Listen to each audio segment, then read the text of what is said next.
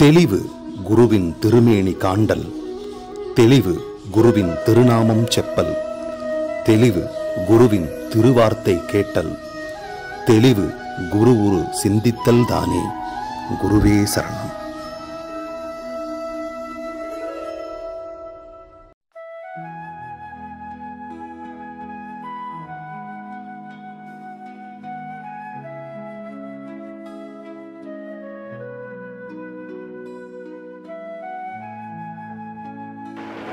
வணக்கம், நான் உங்க ஆத்ம நண்பன் பேசுறேன். பிரம்மஸ்ரீ தவத்திரு திருச்சிற்றம்பல சாது சித்தர் என்னோட குருநாதர் அவர்களுடைய மலர்பாதங்களை வணங்குறேன்.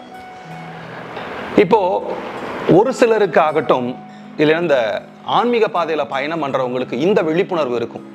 இல்ல சாதாரண மக்களுக்கு கொஞ்சம் பேருக்கு கூட இருக்கும். என்ன அப்படின்னா, என் வாழ்க்கை ஏன் இப்படி இருக்குது, நான் ஏன் இப்படி இருக்கிறேன், இந்த ஏற்றத்தாழ்வுகள் ஏன் இருக்குது, எனக்கு மட்டும் ஏன் இப்படி நடக்குது. இப்போ என் நண்பன் பார்த்தீங்கன்னா பணக்காரனா இருக்கிறான், அவனுக்கு எல்லா கெட்ட பழக்கம் இருக்கு, அவனுக்கு எந்த நோயுமே இல்லை. எனக்கு பார்த்தீங்கன்னா எந்த கெட்ட பழக்கமே இல்லை, ஆனால் எனக்கு சில நோய் இருக்கு, எனக்கு ரொம்ப கஷ்டமா இருக்கு, நான் காசுக்கு கஷ்டப்படுறேன். ஸோ இந்த மாதிரி நிறைய விஷயங்கள் இருக்கும். ஒருத்தன் கெட்டதே பண்றான், ஆனால் அவனுக்கு நல்லது நடக்குது. நான் நல்லதே பண்றேன், ஆனால் எனக்கு எல்லாம் கெட்டதா நடக்குது. இந்த ஏற்றத்தாழ்வுகள், மனசால கஷ்டப்படுறது, உடம்பால கஷ்டப்படுறது, காசால கஷ்டப்படுறது, மருத்துவ செலவுகளால கஷ்டப்படுறது, ஆரோக்கியத்தால கஷ்டப்படுறது, இத்தனை விஷயம் எனக்கு ஏன் இப்படி நடக்குது, எனக்கு மட்டும் ஏன் இந்த மாதிரிலாம் நடக்குது அப்படின்னு கேட்குறவங்களுக்கான பதில் தான் இந்த பதிவு. பிரியமானவர்களே, ஒரு விஷயத்த நான் சொல்றதுக்கு முன்னாடி இந்த பதிவில் ஆரம்பத்தில் உங்களுக்கு ஒரு விஷயம் சொல்றேன். என்னன்னா, நம்பிக்கை இருக்கிறவங்க மட்டும் இந்த பதிவை தொடர்ந்து பாருங்க. ஏன்னா நம்பிக்கை இல்லாதவங்க இது கண்டிப்பாக ஒரு என்ன சொல்றது, ஒரு டிஸ்பியூட் மாதிரி போயிடும். இதை நான் சொல்றதை விட பெரிய ஞானிகளும் யோகிகளும் அறிஞர்களும் சித்தர்களும் சொன்ன வார்த்தைகள் இருந்து நான் சொன்னா இன்னும் உங்களுக்கு புரியும். ஏன்னா நான் சொல்ற வார்த்தைகளை சில பேர் நம்புவீங்க, நம்பாம இருப்பீங்க. ஆனா இந்த உலகத்துல யோகியா ஞானியா வாழ்ந்தவங்க வாயிலிருந்து வரக்கூடிய வார்த்தைகள் எல்லாம் ஞான முத்துக்கள் மாதிரி. மகா பெரியவர், காஞ்சி மகா பெரியவர், நம்ம உலகத்துல நம்ம கூட இந்த நூற்றாண்டுல வாழ்ந்தவர். பால் பிரண்டன் ஒருத்தர் இங்கிலாந்துல இருந்து வர்றாரு, உண்மையை தேடுறாரு. அவர் நார்த் சைடு எல்லா பக்கம் போய் சுத்தி பார்த்துட்டாரு. அவரோட மனசுல இந்த மாதிரி மாயாஜாலம் பண்றதாகட்டும், இல்லைன்னா சித்துக்கள் விளையாடுறது, இதெல்லாம் அவருக்கு இன்ட்ரெஸ்ட் இல்லை. ஆன்ம விழிப்புணர்வு அவருக்கு தேவை, நான் யாருன்னு தெரிஞ்சுக்கணும்னு அவருக்கு ஆசை. ஆனா மகா பெரியவர் எவ்வளவு பெரிய மகான், அவர்கிட்ட வர்றாரு. வந்ததுக்கு அப்புறம் அவரு கூட அவர் வச்சிருந்திருக்கலாம், எல்லா ஞானோபதேசங்கள் சொல்லி கொடுத்துருக்கலாம், தியானம் சொல்லி கொடுத்துருக்கலாம். ஆனா மகா பெரியவர் என்ன தெரியுமா பண்ணாரு, உனக்கு தேவையான ஒரு குருநாதர் நான் இல்ல, நீ திரு அண்ணாமலைக்கு போய் ரமண மகரிஷிகளை பாருன்னு சொல்லி அனுப்பிச்சு விட்டாரு. இந்தியா முழுவதும் தேடி அலைஞ்ச பால் பிரண்டனுக்கு வழி காட்டினவரே மகா பெரியவர். பால் பிரண்டன் அங்க போனாரு, ரமண மகரிஷிகள் கிட்ட இருந்து நிறைய கேள்விகள் வச்சிருந்தாரு. ஆனா அவரால் கேட்கவே முடியல. இருக்க இருக்க அவரு ஞானம் அடைஞ்சு ரமண மகரிஷிகள் கூட இருந்து அவரை பத்தின விஷயங்களை பரப்புனார். இது உலக அறிஞ்ச ரகசியம். நான் இதையே இந்த பதிவுல சொல்றேன் அப்படின்னா, அவ்வளவு சிந்தனை உள்ள, அவ்வளவு ஞானம் உள்ள மகா பெரியவர் ஒரு வார்த்தை சொல்லியிருக்காரு. இப்ப அந்த ஆடியோவை கேட்டுட்டு நீங்க வாங்க, நான் இந்த ஜென்மத்துல நீங்க ஏன் சிரமப்படுறீங்க, நல்லா இருக்கிறீங்கிற ஜென்ம ரகசியத்தை உங்களுக்கு சொல்லி கொடுக்க போறேன். கடைசி க்ஷணத்துல உடல்ல விட்டு உயிர் கிளம்புற சமயத்துல எந்த எண்ணத்தோட இவன் இந்த சரீரத்தை விடுறானோ, அதுக்கப்புறம் இந்த உயிர் இன்னொரு உடல்ல உருவாகி வளர்றப்போ இந்த எண்ணத்துக்கு தகுந்தாப்புல ஒரு சரீரம் ஏற்பட்டு அதுல இருந்து அதை அனுசரிச்ச ஒரு ஜென்மம் அவனுக்கு கிடைக்கும். ஈஸ்வரனே சித்தத்துல இருந்துட்டு தானா இவன் சரீரம் போறப்போ, அப்போ அந்த ஈஸ்வர சுரூபத்துல போய் ஐக்கியமாயிடுவோம். பாக்கி ஏதான ஒரு துக்கத்தோட இருந்தானா அடுத்த ஜென்மம் ஒரு துக்கத்தை கொடுக்க முடியாத ஜென்மம் வரும். ஒரு கோபத்தோட இருந்தானா கோபத்தை கொடுக்க முடியாத ஜென்மம் வரும்.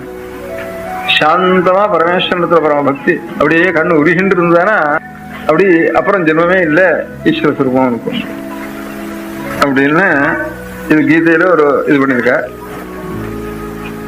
அதான் பரியாசமா சொல்றது. அப்ப இப்ப எப்படி என்னங்க மகா பெரியவர் சொன்னது கேட்டீங்களா?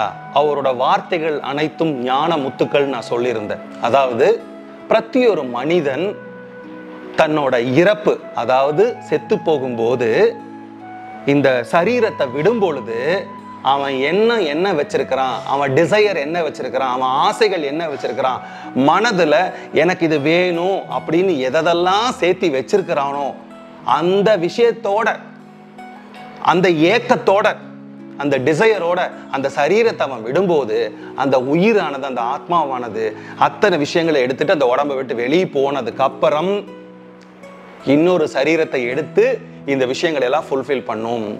நீங்க கேட்கலாம், சார் நான் நல்ல வாழ்க்கையை தானே கேட்டேன், எனக்கே கெட்ட வாழ்க்கை கிடைக்குது, நான் இந்த ஜென்மத்தில் ரொம்ப கஷ்டப்பட்டுக்கிட்டு தானே இருந்தேன், ஆனால் அடுத்த ஜென்மத்தில் எனக்கு நல்ல லைஃப் கிடைக்கணுமில்ல அப்படின்னு நீங்கள் கேட்கறது எனக்கும் கேட்குது. ஆனால் இது போன ஜென்மத்தில் என்னென்ன விஷயங்கள் பண்ணியிருந்தீங்க, என்னென்ன கர்மாக்கள் சேர்த்திருந்தீங்க, அதுக்கான ஒரு சொல்யூஷன் அடுத்த ஜென்மத்தில் வரணும்ல. இப்போ உலகத்துல பிறந்தாதான் நீங்க கர்மாவை அனுபவிக்க முடியும். உலகத்துல பிறந்தாதான் இங்க இருக்கிற மக்கள் கூட நீங்க பேசி பழகி உங்க வாழ்க்கையை வாழ முடியும். சோ எந்த இடத்துல நீங்க கர்மாவை சேர்க்கிறீங்களோ அந்த இடத்துல தான் கழிக்க முடியும். சரி, நான் உயிர் சக்தி எடுத்துட்டு போறேன், உயிரை உடம்புல இருந்து வெளியே எடுத்துட்டு போறேன், அங்க போய் கழிச்சுக்கலாம்னா கிடையவே கிடையாது. திரும்பவும் நான் சொல்றேன், இது நம்பிக்கை உள்ளவங்களுக்கு மட்டும்தான் இந்த பதிவு. சோ எதெல்லாம் நம்ம சேர்த்து வச்சிருக்கிறோமோ, நீங்க நிறைய திரைப்படங்கள், பேய் படங்கள் எல்லாம் கூட நீங்க இந்த விஷயத்த பார்க்கலாம். ஏன் அவன் பேயா அலையிறான், ஏன் அவன் அந்த ஆள் பேயா அலையிறான் அப்படின்னா, நிறைவேறாத ஆசைகளோட அவன் இருக்கிறான், அதனாலதான் பேயா அலையிறான். அவன் சரீரத்தை தேடி அலையிறான், அந்த சரீரத்துக்குள்ள போந்து அவனுக்கு தேவையான விஷயங்களை முடிச்சுக்கிறான் அப்படிங்கிற மாதிரி. இது கற்பனை தான். ஏதை நான் சொல்றேன்னு நீங்க அதை நம்பணுங்கிறது இல்லை, அந்த கான்செப்டை மட்டும் எடுத்துக்கோங்க. ஸோ இப்போ நான் ஏன் இப்படி இருக்கிறேன்னா, இதுக்கு நான் தான் முழுமையான காரணம். இதுக்கு என் குருநாதரோ, என்னோட பிரபஞ்சமோ, என்னோட கடவுளோ இதுக்கு பொறுப்பாளி கிடையாது. நான் என்ன செஞ்சனோ, நான் வினைய விதைச்சா வினைய இருக்க முடியும், விதைய வச்சா விதைய இருக்க முடியும். இந்த கான்செப்ட் ஆன்மீகத்தில் இருக்கிறவங்களுக்கு ரொம்ப ரொம்ப ரொம்ப ரொம்ப முக்கியமான விஷயம், ரொம்ப இம்பார்ட்டண்ட்டான விஷயம். ஏன்னா இது ரொம்ப கன்ஃபியூஸான விஷயம். நான் கடவுளுக்கு பூஜை பண்றேன், புனஸ்காரம் பண்றேன், கடவுளை கும்பிட்றேன், தியானம் பண்றேன், ஆனா எனக்கு ரொம்ப கஷ்டம் வருது அப்படின்னா, ப்ரீவியஸ் பர்த்ல நீங்க இதெல்லாம் முடிக்கணும்னு நினைச்சிருப்பீங்க, இந்த பர்த்ல அதை முடிக்கிறீங்க. ஸோ உங்க செயல்கள் போயிட்டு இருக்கிறதுனால உங்களுக்கு ஏற்கனவே இருக்கக்கூடிய கர்ம வினைகள், இங்க நடக்கக்கூடிய விஷயங்களையும் உங்க செயல்ல முடிக்கிறதையும் போட்டு நீங்க கன்ஃபியூஸ் பண்ணிக்காதீங்க. செயல்கள் ஒரு மனிதனுக்கு நடந்து கொண்டே தான் இருக்கும். ஆனா கர்ம வினைகள் உங்களை தாக்கி உங்களை உடல் ரீதியாகவும், மன ரீதியாகவும், ஆரோக்கிய ரீதியாகவும், பண ரீதியாகவும் உங்களை தொல்லப்படுத்திட்டு தான் இருக்கும். அதுக்கு யாரும் ரெஸ்பான்சிபிள் இல்லை, யாரும் பொறுப்பு இல்லை. யோகிகளும் ஞானிகளுமே இந்த கர்ம வினையை கடந்து தான் போறாங்க. ஏன்னா எத்தனையோ யோகி ஞானி, எங்க குருநாதர் கூட சொல்லியிருக்காரு, கண்ணா ப்ரீவியஸ் பர்த்ல நான் ஒரு சின்ன விஷயம் பண்ணேன், அதுக்காகத்தான் இந்த பர்த் எனக்கு கிடைச்சிருக்குது.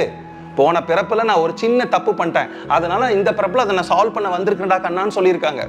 இன்னொன்னு, கர்ம வினைகளை நீங்க சேர்த்திக்க நீங்க கழிக்கிறதுக்கு வந்துகிட்டே தான் இருக்கணும். ஓஷோ சொல்லுவாரு, இந்த பிறப்பிறப்பு சங்கிலி சுத்திக்கிட்டே தான் இருக்கும். எப்பன்னா ஒரு மனிதன் ஞானம் அடைகிற வரைக்கும். ஒரு மனிதன் ஞானம் அடைஞ்சிட்டானா அந்த பிறப்பிறப்பு சங்கிலி இருந்து அவன் தப்பிச்சுக்க முடியும். புத்தர் இருந்தப்போ அவரு கூட ஆனந்தா, அவரோட அண்ணன் கூடவே இருப்பாரு எப்பவுமே. புத்தர் ஒரு இடத்துல உட்கார்ந்துட்டு இருக்காரு, அப்போ ஒரு யானை வருது. யானை துதிக்கையில புத்தர் அடிக்கிற மாதிரி வருது. ஆனா புத்தர் அசையாம அப்படியே உட்கார்ந்துட்டு இருக்காரு. இந்த யானை பக்கத்துல புத்தர் அந்த தொந்தரவு இந்த தொந்தரவு பண்ணுது, காலை தூக்குது, முட்டை மிதிச்சு கொள்ற அளவுக்கு வந்துருச்சு. ஆனா புத்தர் ஒரு அசைவு கூட அசைவல, அப்படியே ஆத்மார்த்தமா உட்கார்ந்துட்டு இருந்தாரு. கொஞ்ச நேரம் கழிச்சு அந்த யானை போயிருச்சு. இப்ப ஆனந்தா கேட்கிறாரு புத்தர்கிட்ட, சுவாமி உங்களுக்கு எவ்வளவு விஷயம் தெரியும், நீங்க ஞானம் அடைஞ்சவர், உங்களுக்கு எவ்வளவு சக்தி இருக்கு, இப்படின்னு கையை காமிச்சிங்கன்னா அந்த யானை டிஸப்பியரா போயிடும், இப்படின்னு அந்த யானை வெடிச்சு சிதறிடும், இல்ல அந்த யானை ஓடிடும், நீங்க ஏன் ஒண்ணுமே பண்ணாம பேசாம உட்கார்ந்துட்டு இருந்தீங்கன்னு கேட்டாரு. நம்ம கர்ம வினைகளை நம்ம தான் அழிச்சுக்கணும், நம்ம தான் கரைக்கணும், நம்ம தான் கடந்து போகணும் அப்படிங்கிறதுக்கு உலகத்துக்கே ஒளி வெள்ளமா இருக்கக்கூடிய புத்தர் சொன்ன பதில பாருங்க. போன ஜென்மத்துல இந்த யானையா இப்ப இருக்கிறவனுக்கு நான் ஒரு விஷயம் தீங்கு இழைச்சிருந்தேன், அதை திருப்பி பயமுறுத்துறதுக்காக வந்திருக்கிறான். இது ஏற்கனவே நான் பண்ணினது ஒண்ணுன்னு வச்சுக்கோங்களேன், இப்ப இவன் பண்றது 1 1 = 0 ஆயிருச்சு. இப்ப இவன் பண்றதுக்காக நான் எதிர்வினை புரிஞ்சேன்னா என் சைடு 2 ஆயிரும். 2 = 1 ஈக்குவல் ஆகாது, 0 ஆகாது. மறுபடியும் இந்த சங்கிலி தொடரும். இந்த சங்கிலியை பிணைக்கிறதுக்கு நான் விரும்பல, இந்த கர்மாவை இதோட முடிச்சுட்டு போகணும்னு விரும்புறேன். அதனாலதான் நான் அமைதியா இருந்தேன். இப்போ புத்தருக்கும் நமக்கும் ஒரே ஒரு வித்தியாசம் என்னன்னா, புத்தருக்கு ப்ரீவியஸ் பர்த் கர்மா இதுதான் தெரியும். இந்த யானை வந்திருக்குது, யானையா இருக்கிறவன் ப்ரீவியஸ் பர்த்ல நான் அவனுக்கு கொடுத்த திருப்பி கொடுக்க வந்திருக்கிறான்னு புத்தருக்கு தெரியுது. ஏன்னா அவர் ஞானம் அடைஞ்சிட்டாரு, அவருக்கு கர்ம வினைகள் படம் மாதிரி ஓடும். அவருக்கு நமக்கு என்ன வித்தியாசம்னா, நம்ம ஞானம் அடையாதனால நடக்கிறதெல்லாம் நம்ம கர்மா தான் நமக்கு தெரிய மாட்டேங்குது. இந்த அறியாமை இருக்கிறனால நம்ம மனம் பிதற்றுது. ஐயோ எனக்கு மட்டும் ஏன் இப்படி நடக்குது, எனக்கு காசு இல்லை, எனக்கு பணம் இல்லை, எனக்கு மட்டும்தான் நோய் வருது, நான் நல்லது பண்றேன் கெட்டது பண்றேன். பிரியமானவர்களே, நான் ஒரு விஷயத்த சொல்லி இந்த பதிவை கன்க்ளூஷன் பண்ணணும்னு விரும்புறேன். இப்பவும் இங்க இருக்கக்கூடிய வாழ்க்கையில நம்ம வாழ்றோம், ஆனா ஒட்டி ஒட்டாம வாழணும். இந்த பொருள் மேல ரொம்ப பற்று வச்சுக்க கூடாது. இது எனக்கு வேணும், அது எனக்கு வேணும், நான் இதை அனுபவிக்கணும், அதை அனுபவிக்கணும். அதனாலதான் எங்க குருநாதர் அடிக்கடி சொல்லுவாரு, கண்ணா களவும் கற்று மற. நீங்க எதை வேணா பண்ணுங்க, என்ன விஷயத்த வேணா பண்ணுங்க, என்ன தப்பு வேணா பண்ணுங்க, நல்லது கெட்டது என்ன வேணா பண்ணுங்க, ஆனா மறந்துருங்க, அதை புடிச்சுக்காதீங்க. எந்த ஒரு செயலையும் மனசால பண்ணாதீங்க, உடம்பால பண்ணிட்டு விட்டுட்டு வந்துருங்கிறாங்க. ஸோ நம்ம என்னெல்லாம் அக்யூமுலேட் பண்ணி வைக்கிறோமோ அதுதான் நமக்கு. நான் ஒரே ஒரு விஷயத்த சொல்லி இந்த பதிவை முடிக்கிறேன். நீங்க காலியா இருந்தீங்கன்னா, உங்க மனசையும் உங்க உயிரையும் உடம்பையும் காலியாக்குனீங்கன்னா, அடுத்த பர்த்துக்கு ஒண்ணுமே இல்லை.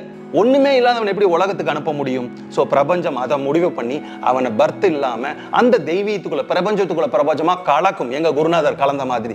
இதுக்கு நான் என்ன சார் பண்ணணும் அப்படின்னா, எந்த பற்றும் இல்லாம எதையும் பிடிச்சி வச்சுக்காம நீங்க இந்த உசுரை விடும்போது எனக்கு ஒண்ணுமே தேவையில்லை, எனக்கு எதுவுமே தேவையில்லை அப்படிங்கிற ஞான நிலையில நீங்க உயிரை விடும் பொழுது மட்டும்தான் இது சாத்தியமாகும் சொல்லிட்டு, உங்களுக்கு இதை பத்தியெல்லாம் யோசிக்காம வர்றதை ஏத்துக்கோங்க. செலுத்தும் வழிக்கே செல், வர்றதை ஏத்துக்கோங்க, அமைதியா இருங்க, எந்த கால்குலேஷனும் போடாதீங்க, கர்மாவை ஆட் பண்ணிட்டு போகாதீங்க. இப்படி இருந்தா உங்க வாழ்க்கை நல்லா இருக்குன்னு சொல்லிட்டு இது ஒரு நல்ல சந்தர்ப்பத்தில் சந்திக்கிறேன். நன்றி, வணக்கம், குருவே சரணம்.